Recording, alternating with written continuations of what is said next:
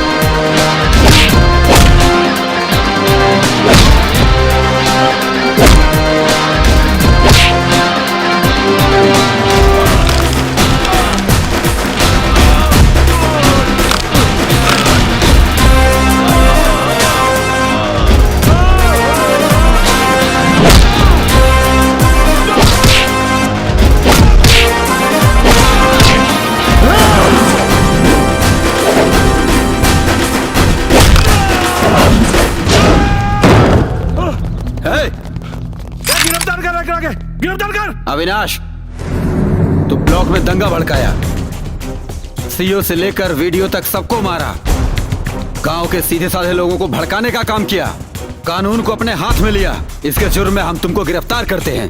You are under arrest.